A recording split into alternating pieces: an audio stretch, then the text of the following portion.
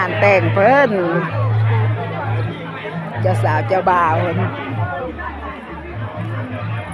ว่าเด้อฟันเปียวนะฮอดมือหอนหญ้ามันได้ละแท้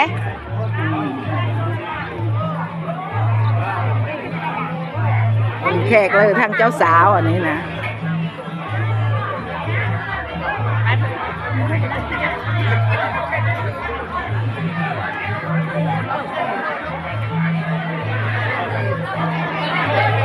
เป็นกระซึมแขกเลยมาหลายเลยเนาะทางเจ้าสาวอันนี้นะ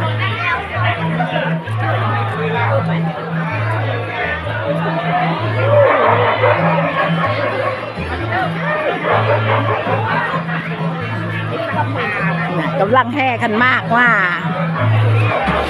เส้นกระดุมกระดองเลยจ้าจ้า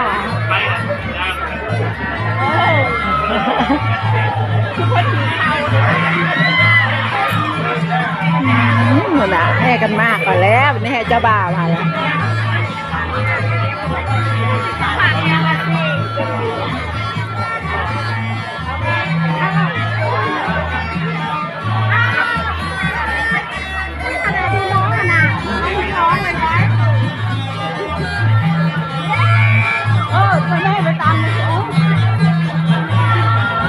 มากมาเลย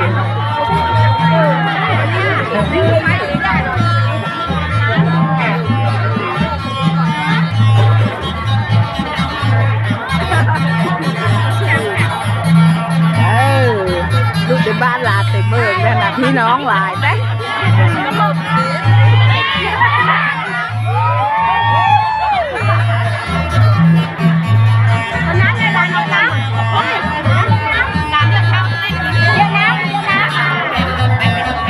เด้อ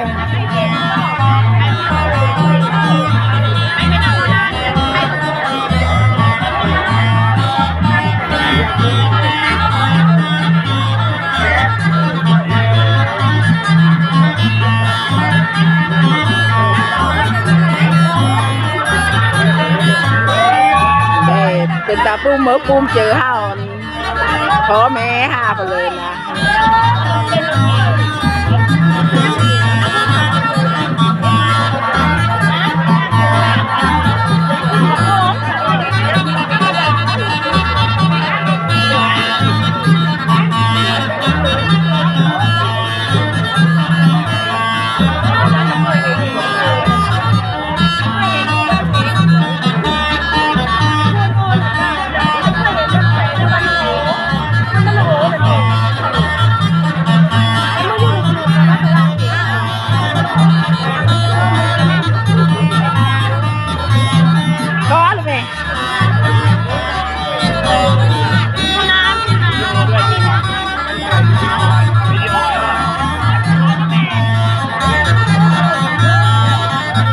เป็นตาปุ้มเมื่อปุ้มเจอแล้วนี่นะอยู่หน้าเฮือนเจ้าสาวนี่นะ